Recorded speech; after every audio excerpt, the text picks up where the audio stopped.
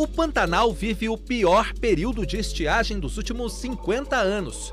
Sem registros de cheias significativas desde 2018, a vegetação está muito seca, formando grandes áreas inflamáveis. Esta é a região do Abobral, no Pantanal de Mato Grosso do Sul. Aqui, pesquisadores da Universidade Federal do Estado estão analisando a relação do fogo com o bioma. Tem estudos feitos com o fogo no Pantanal, mostra que pelo menos 12 mil anos de história de fogo no Pantanal, né? O sítio arqueológico mais antigo aqui no Pantanal tem cerca de 8 mil anos. Quer dizer que 4 mil anos antes de você ter homem no Pantanal já tinha fogo. Então o fogo é uma coisa que faz parte da paisagem aqui. Muitas espécies são adaptadas, né, à presença do fogo. É lógico que moderado, né? Não o fogo descontrolado. Esta área de 50 hectares será queimada com a técnica do manejo integrado do fogo. Por isso o produtor rural já preparou o aceiro.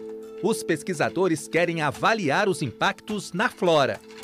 Tem espécies que depois do fogo elas vão germinar melhor, né? Tem espécies que vão florescer depois do fogo, né? Assim como também tem espécies que depois do fogo vão desaparecer do sistema, vão demorar de conseguir se reincorporar ao sistema. Tem espécies até que podem morrer depois do fogo, mas que lançam suas sementes ao solo e essas sementes germinam depois do fogo.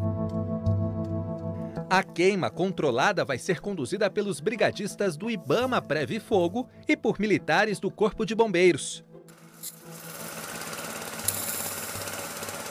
Hoje é dia de reconhecimento do local para definir estratégias. A equipe fez um teste, colocou fogo numa pequena área para analisar as condições do tempo. Rapidamente, o fogo foi controlado com a ajuda de abafadores. A temperatura não está tão quente, não tem tanto material combustível acumulado, porque aqui essa área teve ocorrência de incêndio há 2, 3 anos atrás, então não tem tanto acúmulo de material combustível. Lógico que vai chegar numa área que vai ter mais combustível acumulado que não queimou no fogo anterior, e ali o fogo vai se comportar diferente. Depois do teste, todos seguimos para a base de estudos da Universidade Federal de Mato Grosso do Sul, onde participamos de uma reunião para o planejamento final da queima controlada. Todos os materiais devem estar preparados para a gente não ter nenhum problema de utilização desses equipamentos amanhã, durante a queima. Gente, saiu da reunião e nós vamos começar a se organizar para descansar. Agora são 9 horas da noite. Então a gente vai tomar banho, escovar os dentes, porque o de amanhã promete bastante. Tem muita atividade. Esse aqui é o nosso alojamento. Boa noite. No dia seguinte, bem cedinho, às 6 da manhã, as equipes ajustaram os últimos detalhes, carregaram as caminhonetes e sintonizaram os rádios. Testando o câmbio, testando o câmbio. Com tudo pronto, encaramos um deslocamento de cerca de 1 hora pela Estrada Parque, de volta à fazenda onde a queima controlada será feita. O pessoal está organizando do Preve Fogo aqui os materiais e os militares do Corpo de Bombeiros também. Vou conversar aqui com o aspirante Christopher. Tudo bem? Bom dia, tudo bem, Adi? O Christopher orientou a gente a vir também com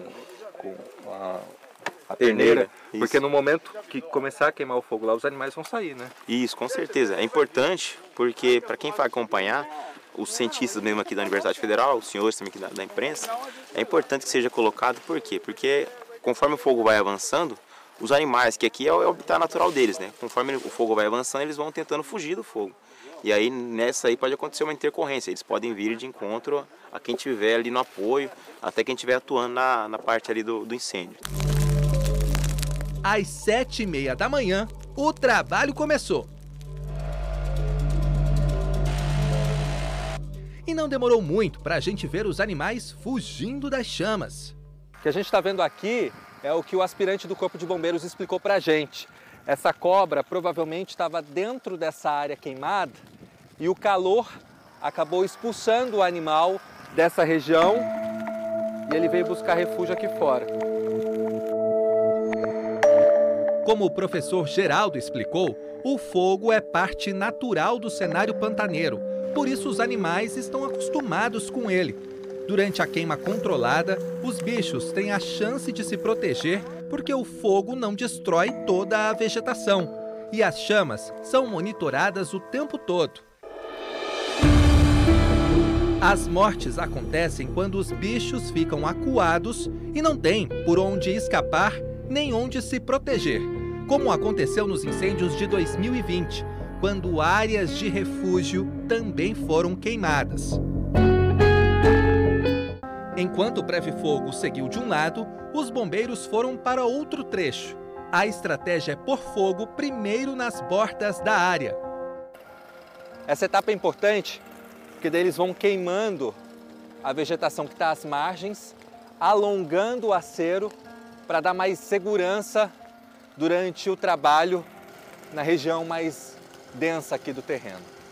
A condição climática agora de manhã, como é que está? Bem tranquilo, umidade relativa de 80%, né? Vento menos de 3 km por hora, então a condição está bem tranquila. Temperatura de armazenamento está bem favorável ao controle. Perto da área de combate, estudantes da UFMS recolheram amostras da vegetação que serão usadas na pesquisa. Oportunidade para aliar a teoria da sala de aula com a prática. Uma experiência interessante, né? Bem enriquecedora assim também. E com os pessoal com bastante experiência, conhecimento também, observando eles em campo, pegando conhecimento e tudo. Então enriquece bastante a gente como futuro profissional, né? É uma experiência única participar disso que a universidade tem proporcionado, essa oportunidade única de um projeto tão importante para o nosso estado, para o nosso bioma, que é o Pantanal. É enriquecedor, é surreal. O grupo, supervisionado pela professora Edna, quer identificar quais espécies são resistentes ao fogo. Ela nos mostra uma das plantas coletadas.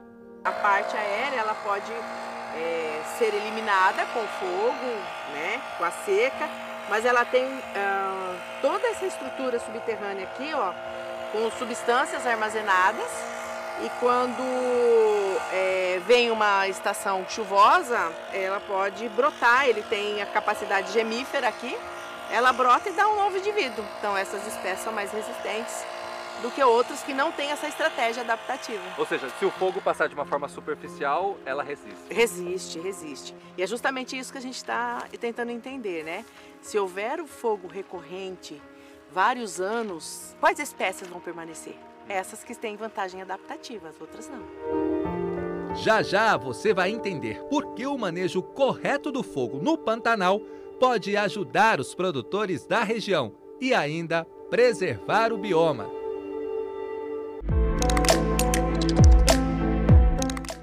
Um ambiente único onde a água dita o ritmo da vida. Mas não é assim o tempo todo. Cuidar do Pantanal é estar de olho na vegetação, que em tempos de estiagem fica vulnerável. De volta ao campo de pesquisa, as equipes seguem na queima controlada da área. O Pantanal tem essa dinâmica ímpar, né? Nenhum outro lugar do país a gente tem essa dinâmica de cheia, seca e essa grande produção de biomassa que se transforma em combustível na época seca. Então, saber como essa dinâmica toda funciona é super importante para a gente poder traçar estratégias de manejo para a conservação da biodiversidade e para a produção pecuária, que é a principal fonte de renda do produtor rural aqui no Pantanal. Os olhares atentos são de quem tem essas terras como lar. Seu Lídio e Dona Neiva não são pantaneiros natos. Vieram do interior de São Paulo há 3 anos. Na nossa chegada, já sabendo que tinha os problemas de incêndios incontroláveis aqui, já fomos surpreendidos no primeiro ano com um incêndio que destruiu 70% das cercas da fazenda. E não só aqui, como dos vizinhos e a região no todo, né? O trauma do passado foi incentivo para entender a pesquisa e autorizar a queima controlada na fazenda. Isso é a realidade que o Pantanal tem que viver. Não da forma que todo mundo fala. A melhor forma aqui no Pantanal chama-se palito de fósforo. Mas não é por aí. Ninguém vê o que pode acontecer com a própria cerca da fazenda, com os vizinhos, os prejuízos que vem a causar, a quantidade de bicho que morre, porque faz as coisas de qualquer jeito. Então, quando a universidade nos procurou, dizendo a forma que eles iam fazer, o porquê deles estarem aqui, nós abrimos as portas com certeza. Já tem 2 anos que eles estão aqui trabalhando, fazendo os estudos, já ficamos familiarizados com todos eles, entendeu? Eu creio que vai ser uma coisa muito boa para o Pantanal em si. O fogo e os combatentes estão se aproximando agora do trecho que é considerado mais crítico de toda a área. É porque justamente neste ponto o aceiro começa a fazer curvas e toda a atenção precisa ser redobrada aqui para evitar que uma fagulha, por exemplo, passe desse lado onde o trabalho está sendo feito para o outro e as chamas se descontrolem. Tudo sai como planejado e as equipes seguem colocando fogo e apagando logo em seguida. A enxada ajuda a revirar o solo, acabando com os pequenos focos que restam. De repente, um fenômeno raro, um redemoinho de fumaça e fuligem, se formou diante dos bombeiros, brigadistas e pesquisadores.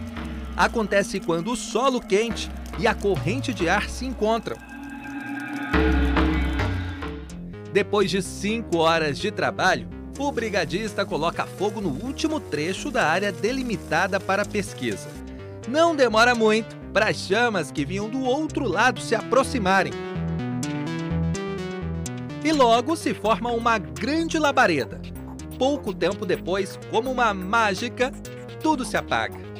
Do alto, o terreno agora em cinzas é um campo de pesquisas a céu aberto. Não tem o entendimento ainda completo de como o fogo vai, né, agir na vegetação ou vice-versa, como a vegetação vai reagir em relação ao fogo, né? Então esse estudo ele é de extrema importância para que haja esse entendimento e para a gente consiga auxiliar os órgãos ambientais a aplicar, né, um protocolo de uso, né, que favoreçam tanto a natureza quanto os proprietários rurais que necessitam do uso do pasto, né, para poder fazer a criação. Exatamente. Voluntários da Wetlands, organização global sem fins lucrativos dedicada à conservação de áreas úmidas, também acompanham o trabalho. A longo prazo, o que vocês imaginam desse estudo, desse estágio que está sendo dado aqui? A gente imagina que esse tipo de manejo integrado do fogo vai ter um benefício, vai ter uma situação de win-win, né? 2 ganhamos, tanto o pecuarista quanto a natureza, né? A gente consegue manter a ferramenta a fogo, né, com controle, com inteligência, sem interferir negativamente na integridade ecológica.